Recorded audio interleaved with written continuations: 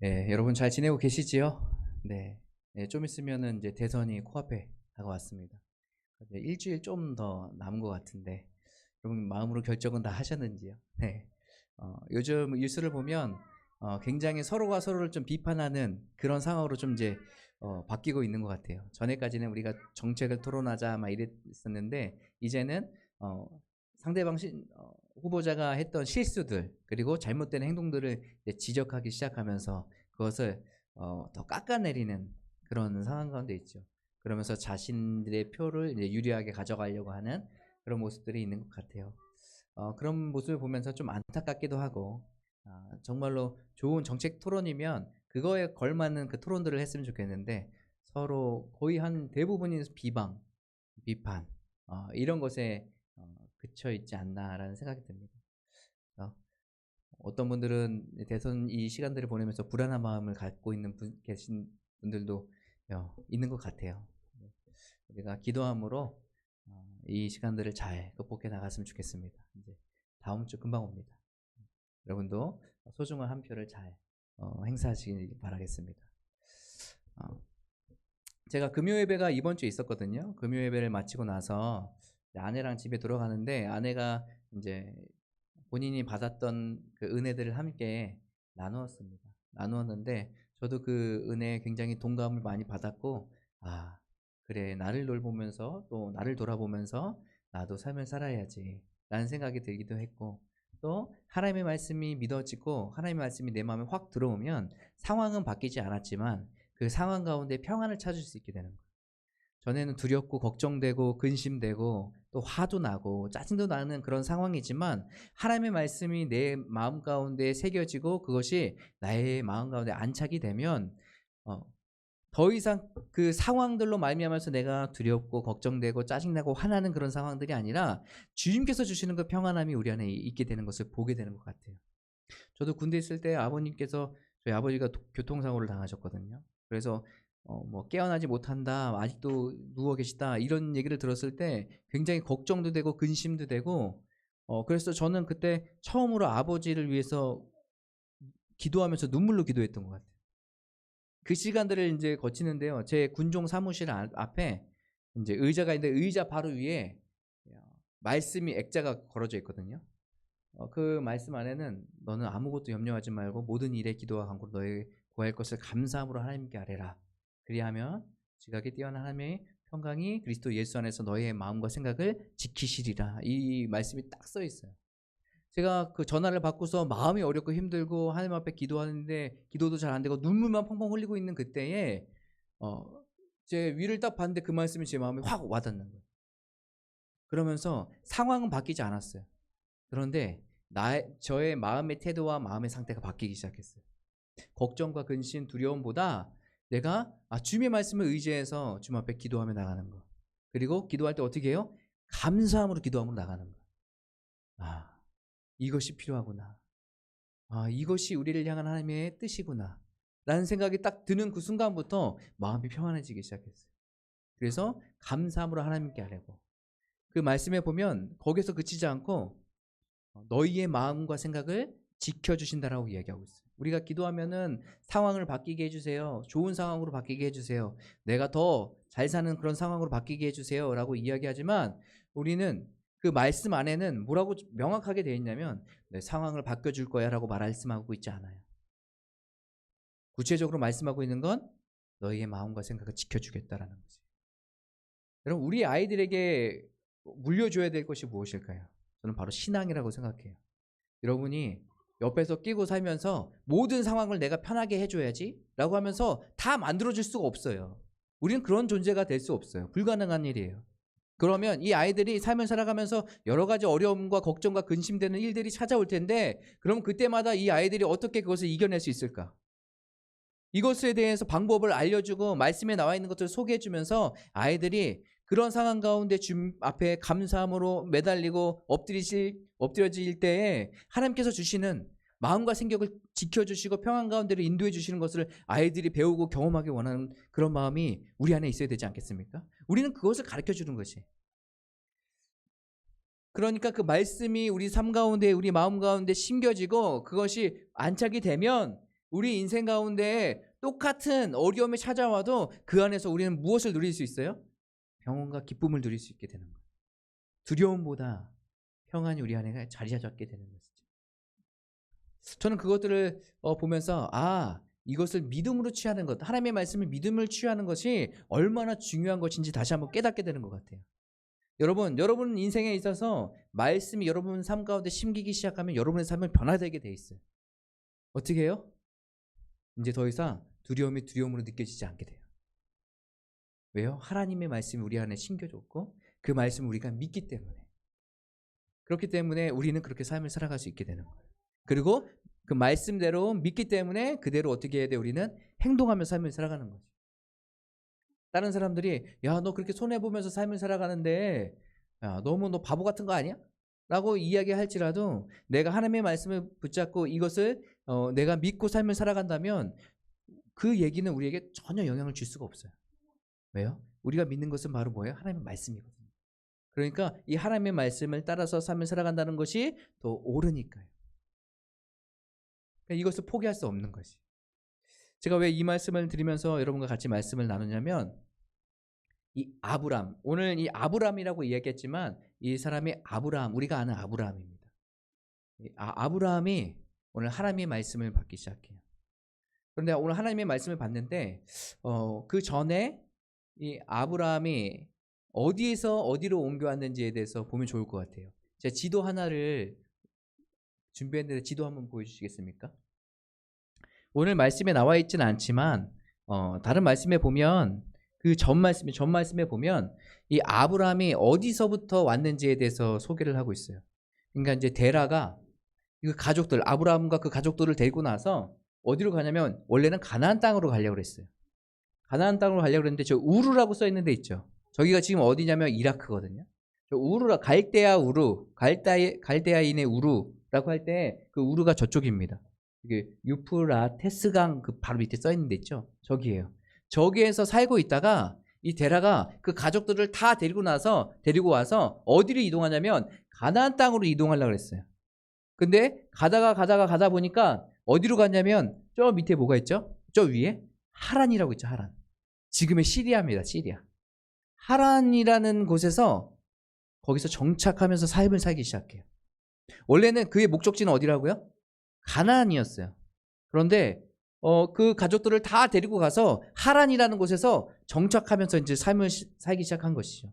어떻게 보면 그곳이 우리가 지금 목축하면서 또 여기서 자리 잡고 살기에는 좀 괜찮은 땅 같은데?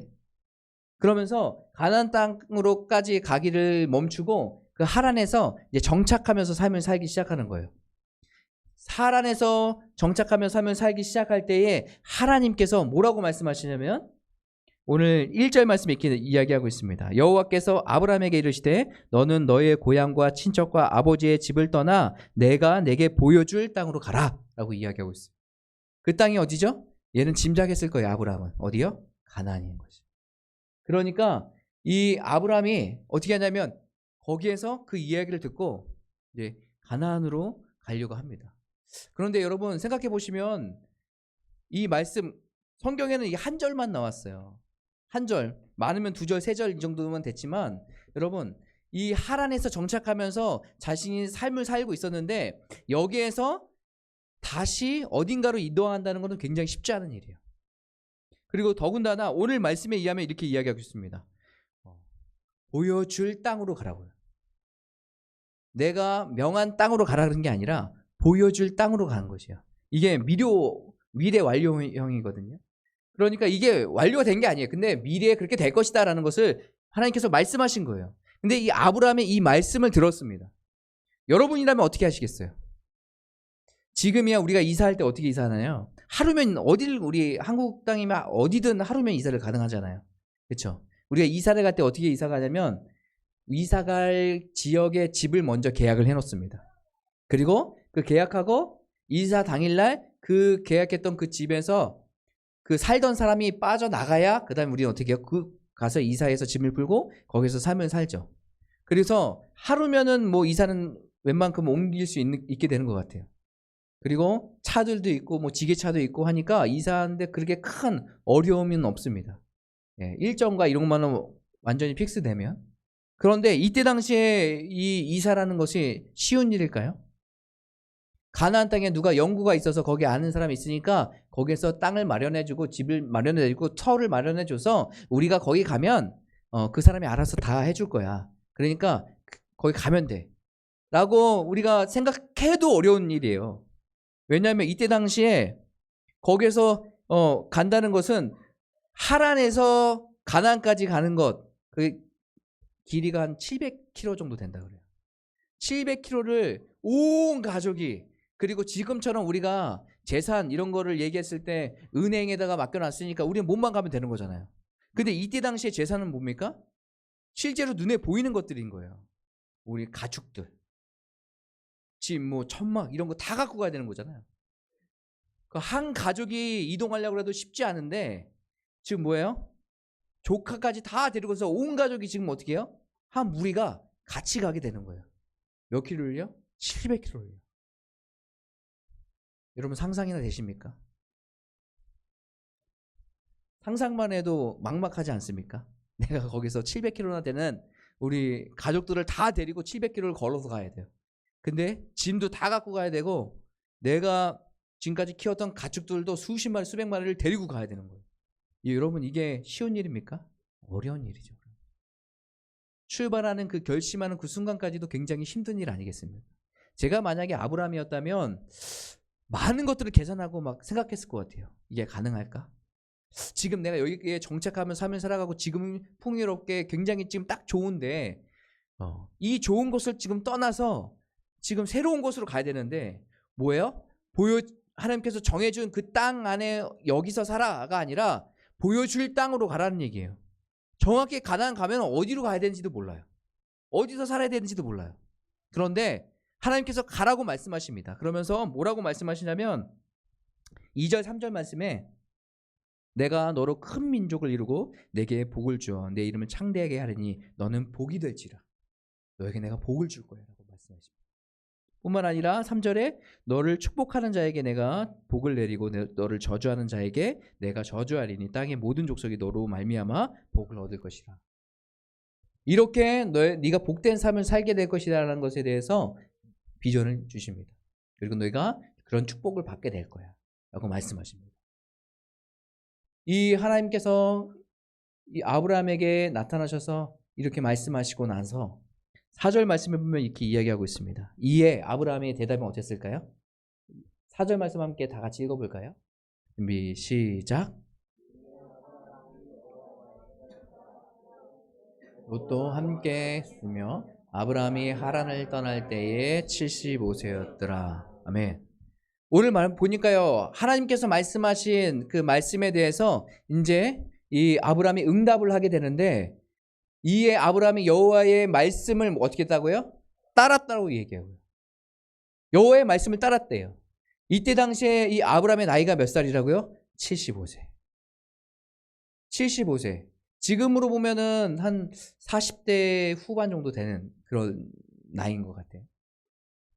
40대 후반 정도 되는 나이. 그리고 내가 지금 여기서 웬만한 거 다 이루고 정착하면서 편안하게 살고 있을 때에 지금 뭐예요? 하나님께서 가라고 말씀하셨을 때 이 아브라함이 여호와의 말씀을 어떻게 해요? 따랐다라고 얘기해요. 이 아브라함에게는 어떤 것이 있는 거예요? 하나님에 대한 믿음이 있게 되는 거죠. 그러니까 오늘 말씀에도 아브라함이 이 이야기를 듣고 심히 번뇌하고 고뇌하였더라. 이렇게 고백하고 있지 않아요. 성경에는. 그냥 단순하게 정말 단순하게 이 하나님의 말씀을 듣고 그 말씀을 따랐다라고 얘기해요. 저는 이 말씀을 보면서 묵상하면서 우리가 하나님의 말씀을 듣고 나서 깨닫고 나서 우리는 어떻게 반응하며 삶을 살고 있나라는 것을 한번 고민해야 되지 않을까 생각됐어요. 나는 하나님의 말씀을 받고 나서 나는 하나님께서 말씀하신 대로 순종하며 삶을 살아갈 때에 어떠한 생각을 가지고 삶을 살아가고 있나? 이게 되겠어? 이게 될까? 하는 의심하는 마음이 혹시 내 안에. 저는 이제 그런 말씀이 있을 때마다 걱정과 근심, 개척하라 그랬는데 개척이 될까? 이게 맞을까? 두려움, 걱정, 뭐 이런 것들이 먼저 막 생기기 시작하더라고요. 아브라함과 저와의 차이점일 수도 있어요. 믿음 신앙생활에 있어서 단순함이 참 중요하구나는 것을 깨닫게 돼요. 하나님께서 말씀하셨으면 그 말씀대로 순종하며 나가는 거예요. 어떤 거 상황 막 재지 말고. 우리 청소년들이 그런 것들을 굉장히 잘하는 것 같아요. 청소년 시절에 아이들이 막 은혜 받고 막 하면요, 그들의 삶이 막 바뀌는 게 눈에 확확 보여요. 근데 이 아이들이 내가 이렇게 되면 이렇게 살고 이렇게 되면 이렇게 되니까 좀 다르게 해볼까? 이거 좀 나중에 할까? 아이들은 계산은 잘 안 하더라고요.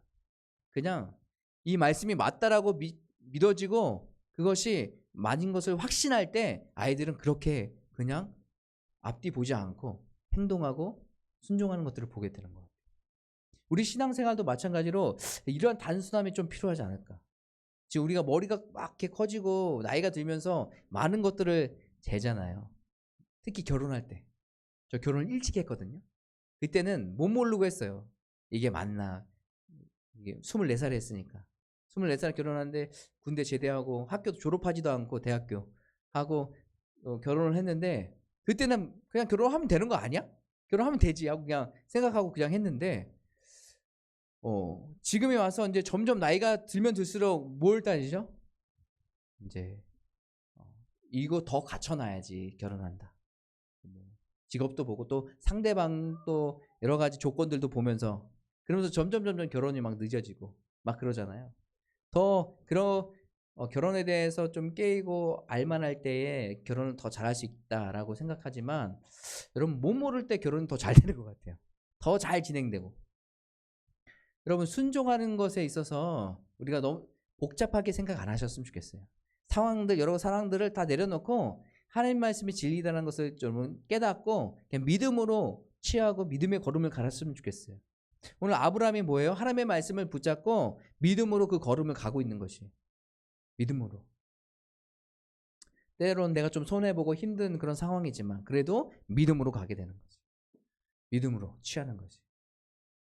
근데 오늘 말씀에 보면 믿음의 걸음을 걸어갑니다. 그래서 하나님께서 인도하시는 대로 그 가나안 땅까지 가게 되거든요. 근데 가나안 땅까지 가게 되는데, 그 땅에는 오늘 말씀에 의하면 6절 말씀에 이렇게 나와 있습니다. 아브라함이 그 땅을 지나 세겜과 모래 상수리에 이르니 그때에 가나안 사람이 그 땅에 거주하였더라. 하나님께서 인도하시는 내가 너에게 줄 땅으로 가라라고 말씀하셔서 그 말씀에 순종해서 바리바리 싸들고 우리 가족들과 함께 그곳으로 갔어요. 갔는데 우리가 상상하는 건 어떤 걸 상상하나요? 우리가 믿음으로 그것을 취하고 하나님의 말씀에 순종하며 나갈 때에 우리가 생각하는 원하는 그런 그림들이 있잖아요.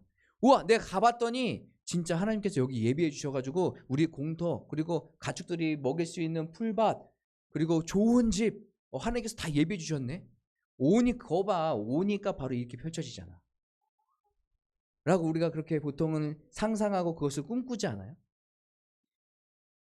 성경 말씀에도 보면 홍해를 건널 때 어떻게 건넙니까? 그들이 하나님, 모세가 지팡이를 딱 들고 나니까 홍해가 갈라져서 거기를 건너잖아요. 우리는 그런 기적들만을 생각하면서 그것을 바라보면서 우리는 하나님의 말씀에 순종하며 그렇게 따라가야지라고 생각하잖아요. 요단강을 건널 때도 어떻게 건너가요? 제사장들이 돌파를 메고 그 범람한 그 물 가운데에 먼저 발을 담가 버려요. 그럴 때 그것이 요단강이 열리거든요.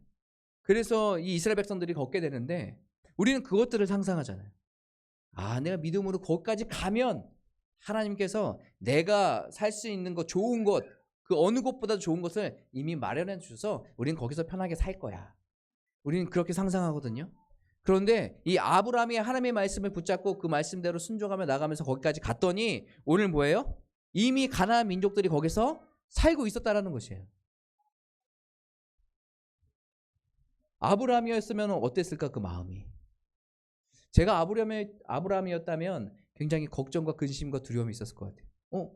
이렇게 많은 식구들, 많은 가축들, 전 재산을 다 들고 여기까지 왔는데 뭐야? 우리가 있을 데가 없네. 그래서 이들이 어떻게 합니까? 오늘 말씀에 의하면요, 산으로 올라갑니다. 산으로. 살만한 곳, 거주할 만한 곳은 다 뭐예요? 이미 가나안 사람들이 살고 있어요. 그러니까 그 땅 가운데 도착했는데 갈 데가 없으니까 어디에 이들이? 산으로 올라가요. 어딘지도 모르는 그냥 산으로 가서 거기에서 이제 정착하면 삶을 살게 됩니다. 우리도 옛날에 70년대 80년대 보면 저희 집도 그랬거든요. 좀 가난했어요, 저희 집이. 그러니까 여러분 가난하면 어디로 갑니까 보통? 달동네로 가죠. 저희 용인에 살았는데 용인 초등학교 뒤에가 이제 산이었어요, 산. 그러니까 저희 집이 이제 가난하니까 점점 이제 뒤로 올라가면서 제가 제 기억에 초등학교 때는 어디까지 갔냐면 산 꼭대기 바로 밑에 집. 그러니까 저희 집 문 열면 그냥 산이에요. 거기까지 올라갔어요. 그리고 거기에서도 그 집에서도 이제 2층 그냥 다가구 2층 집이었는데 한 명만 올라갈 수 있는 계단으로 일자로 쭉 돼 있고 거기로 올라가서 문이 있어요. 그래서 거기서 지냈거든요. 삶이 좀 나아지면서 점점 이제 밑으로 내려오게 되는 그런 구조가 돼 있죠. 갈 데가 없어요. 지금 아브라함이 도착했는데 도착해서 갈 데가 없으니까 거기서 어떻게 합니까? 산으로 올라가. 산 아무도 안 사니까 우리가 그 산으로 올라가서 거기서 살자. 그래서 거기에서 산에 가서 삶을 살게 되는 것이에요. 하나님의 말씀을 따라서 그 말씀을 붙잡고 믿음의 걸음을 걸었더니 뭐예요? 좋은 땅이 아니라 하란보다 더 안 좋은 낙후된 곳에서 산에서 살게 되는 것이에요. 이랬을 때 그 마음이 어땠을까요? 그 마음에 대해서는 나오진 않지만 제가 만약에 그랬으면 좀 낙담이 되고 여기서 어떡하냐 막막한 그런 상황이 됐을 거예요. 그런데 아브라함은 이 상황에서 어떻게 하는지 보면 좋을 것 같아요. 이 상황을 어떻게 극복했을까? 7절에 보면 이렇게 이야기하고 있습니다. 여호와께서 아브라함에게 나타나 이르시되 내가 이 땅을 내 자손에게 주리라 하신지라. 처음에도 아브라함에게 하나님께서 말씀하셨죠. 그런데 두 번째는 어떻게 하십니까? 도착한 아브라함에게 직접 나타나십니다. 나타나셔서 뭐예요? 또 말씀해 주시는 거예요. 그 아브라함의 상태가 지금 어떤 상태인지 좀 알 수 있겠죠. 조금 뭔가 흔들리는 그런 상태, 어떻게 하지 막막한 그런 상태 가운데 있는 이 아브라함에게 찾아가셔서 말씀해 주고 있는 거예요. 다시 한번 처음에 말씀하셨던 그 하나님의 말씀을 다시 한번 되새기게 하시면서 다시 한번 믿음으로 갈 수 있도록 인도해 주시고 계신 거예요. 그러니까 아브라함이 그 자리에서 어떻게 하냐면 자기에게 나타나신 여호와께 그가 그곳에서 제단을 쌓고는 뭐예요? 하나님 앞에 예배드렸다는 얘기예요. 그 앞에 엎드려서 기도했다는 얘기예요. 내가 이곳 가운데 와서 보여줄 땅이라고 해서 여기까지 왔는데 어떻게 될지 모르는 그 막막한 그 상황 가운데 다시 한번 하나님의 말씀을 붙잡고 그 가운데서 엎드려서 예배하고 있는 것이.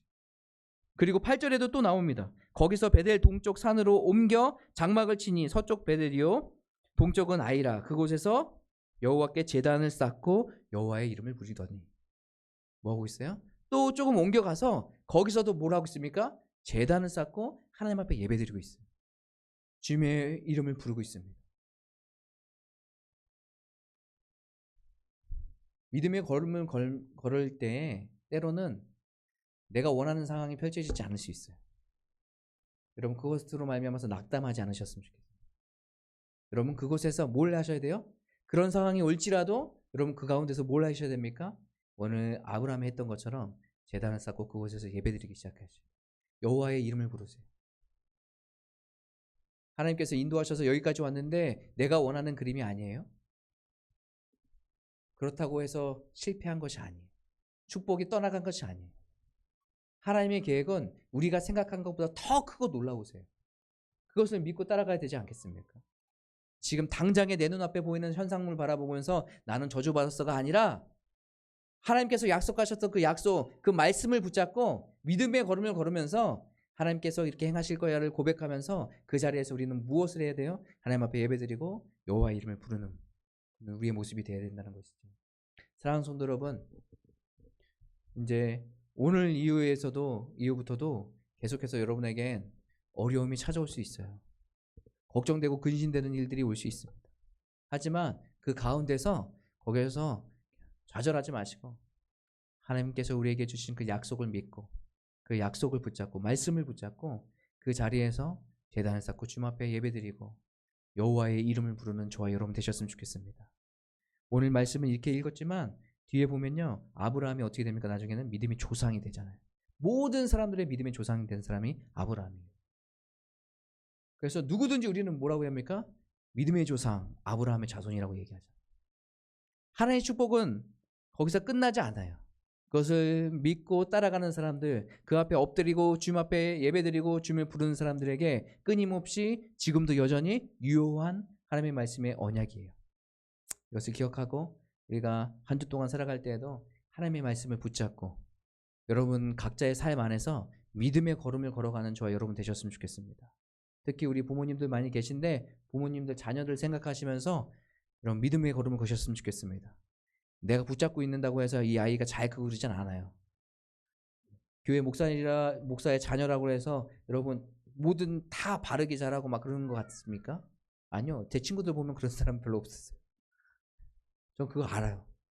그러니까 내가 쥐고 있는다고 해서 아이들이 잘 되는 거 아니에요. 이 아이들이 잘 되려면 하나님께 맡기셔야 돼요. 때로는 답답한 마음이 있고 두려운 마음이 생길 때에도 걱정되는 마음이 생길 때에도 이 아이들을 하나님께 맡겨드리세요. 아, 내가 주인이 아니지. 내가 참 부모가 누구세요? 하나님이세요. 하나님이 이 아이들을 잘 이끄실 거예요. 자녀에 대한 문제. 그것에 위해서 여러분 내가 뭔가를 막 하려고 해서 막 고치려고 하지 마시고 먼저 뭐예요? 그런 두려운 마음이 들 때마다 주님 앞에 제단을 쌓고 여호와의 이름을 부르며 먼저 기도하세요. 하나님께서 상황은 별로 바뀌진 않았어도 우리에게 평안한 마음을 주실 거예요. 소망을 주실 거예요. 이것을 기억하고 여러분 하나님의 말씀을 붙잡고 삶을 살아가는 믿음의 걸음을 걸어가는 저와 여러분 되시길 간절히 소망합니다.